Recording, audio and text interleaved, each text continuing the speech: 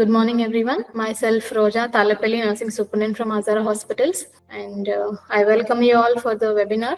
And my topic name is evidence-based nursing practice. Evidence-based practice has become a cornerstone of modern nursing, a revolution with patient care by combining the best available research with clinical expertise and patient values. What is evidence-based nursing?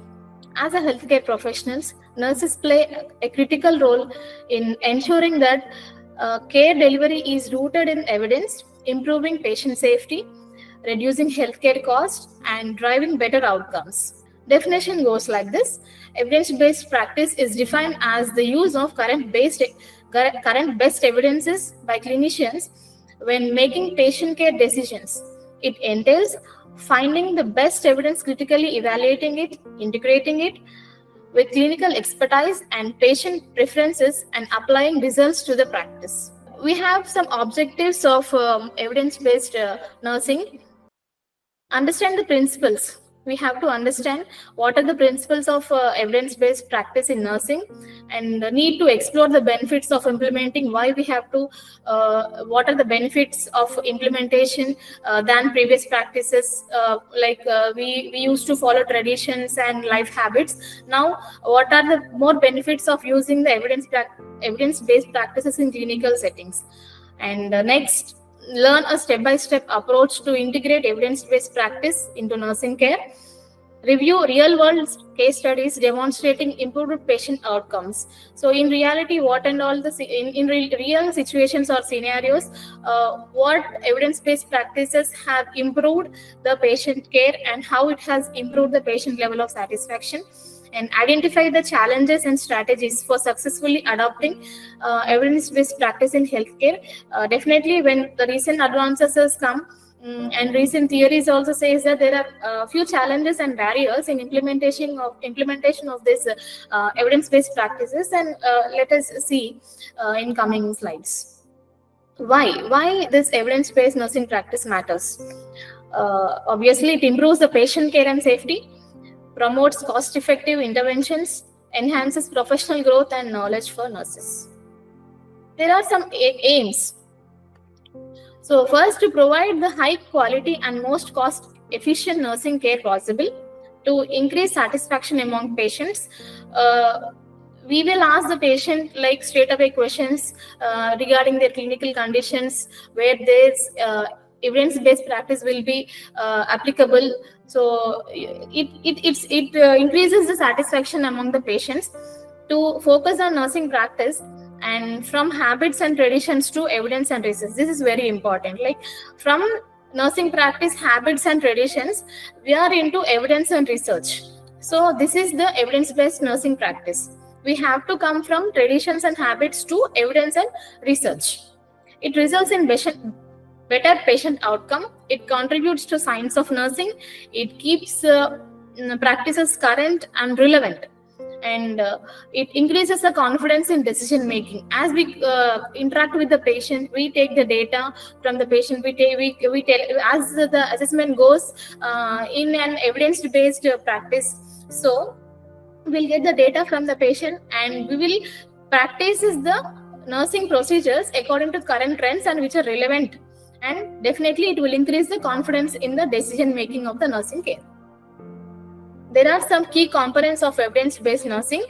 Evidence-based practice is a problem-solving approach to clinical practice that integrates, first is best available research evidence, individual clinical expertise, patient preferences and values. First, we'll see what are best available research evidences. We have randomized controlled trials, laboratory experiments, clinical trials, epidemiological research, outcome research, and qualitative research. So these are some of the best available evidences to practice this evidence-based nursing. And second one is the individual clinical expertise. We will go to the patient and ask individually what are the complaints. We have to depending upon what complaints, we have to formulate a nursing care plan and apply this evidence-based nursing practice according to the exact complaints. So individual clinical expertise goes like knowledge gained from practice over time. So it needs some practice, it needs some experience too. Third, patient preferences and values.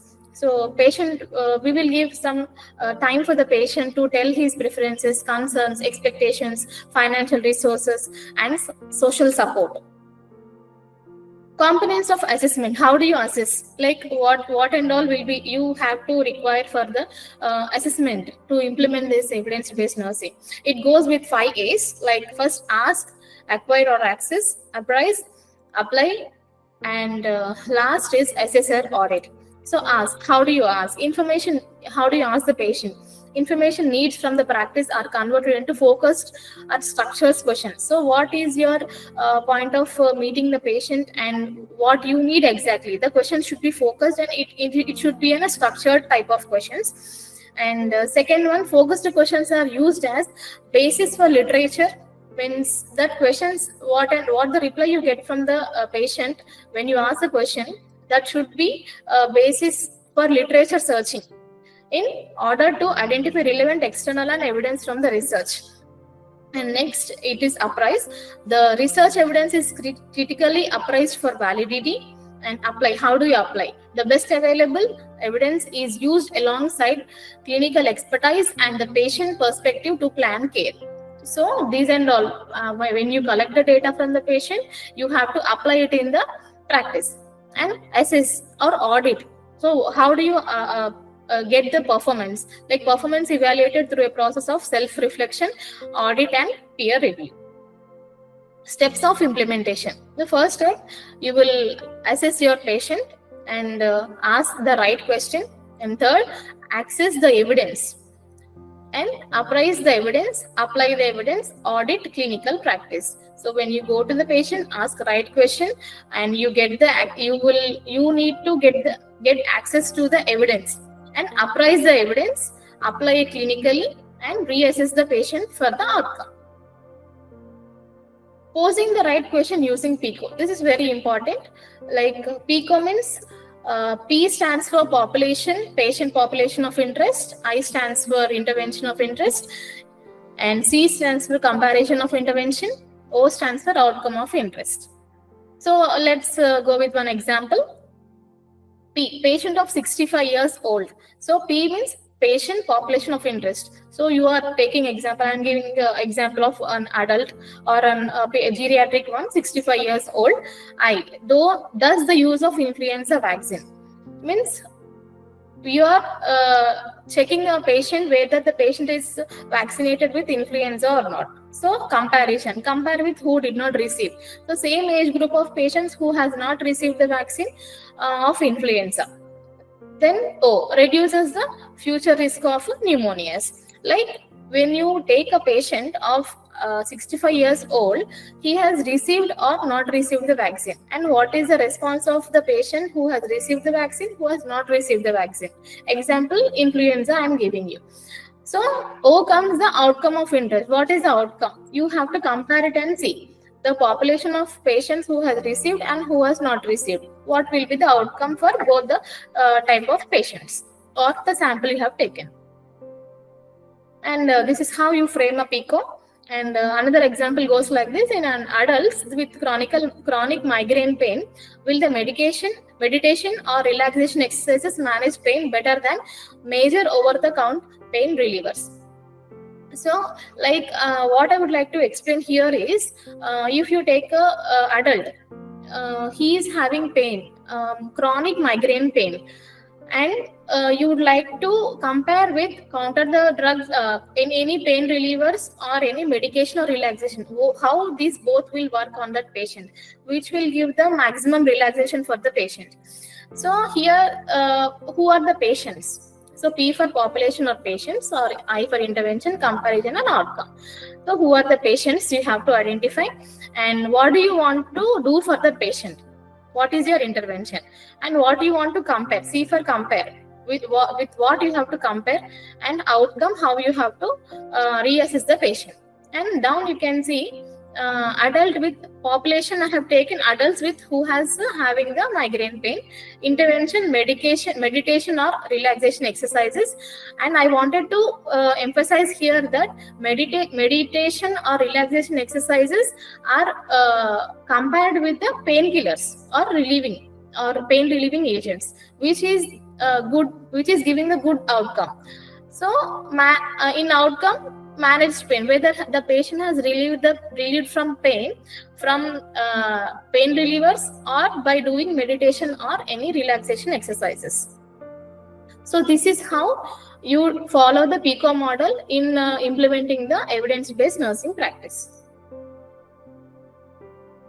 So I have taken a model, Johns Hopkins Nursing Evidence-Based Practice Model is a problem-solving approach to clinical decision making and uses of 3-step process called PET: practice, question, evidence, and translation. So work in interprofessional teams.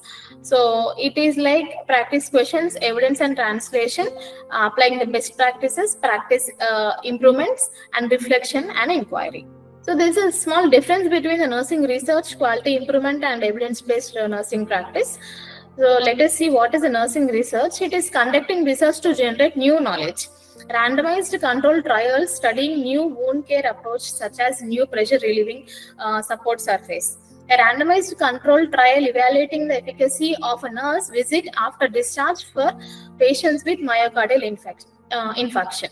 So this is the nursing research. So when you conduct research to generate a knowledge by taking one sample and reassessing the patient condition after discharge with some tools. What is quality improvement? It is optimizing the use of sepsis bundles, implementing the process to remove indwelling catheters within a certain time frame.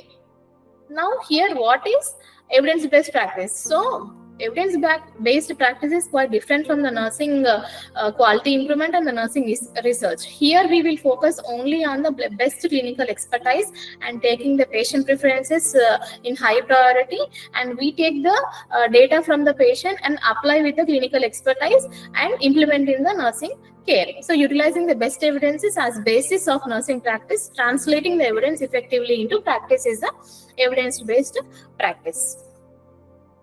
So there are some benefits of evidence-based practice in nursing. So benefits goes like this: you will get a clear information and you will be efficient in giving the nursing care. Patient will have the better outcome. It keeps nursing practice current. You will be sticking out to current trends of nursing, and you will be confident in doing the decision making. And sometimes it is cost effective too. Like earlier I have explained, the meditation and the relaxation exercises are far better than the pain killers. So cost effectiveness is also one of the benefit, and variation in the practice. Yes, obviously we are following the current trends and nursing trends. So variation practice means in earlier we used to follow some traditions and give the nursing care according to the habits or some lifestyles. But so I suggest all the nurses to come out of that lifestyle and practice this evidence-based practice, where we can show our efficiency more in doing the nursing procedures. And obviously the quality of intervention also is one of the benefit and contributes to the science of nursing. These are some of the benefits of evidence-based nursing. What are the nurse's role? Like in evidence-based, how the nurse play a role in evidence-based practice. So she will be a leadership role. She will be playing and as a scientist, because she is into some of the research and opening some books, opening some journals and reading about that evidence-based practices and collecting some examples, as I told earlier, because what and all the current situations in reality, how the evidence-based practice is helping nursing care. And as a transferable of knowledge, she will be sharing to her colleagues or peer group regarding this evidence-based practice, and managing resources, encourage staff participation, encourage research. So these and all are roles, how a nurse should play a role in evidence-based practice, as a leader, as a scientist, and as a manager, to maintain some resources, and encouraging the staff to participate in the evidence-based practices, encourage some nurses to do some researches regarding this, and participate in projects of evidence-based nursing, and collaborate with the healthcare team to provide quality care. And So we will have some barriers too in using research, research related barriers.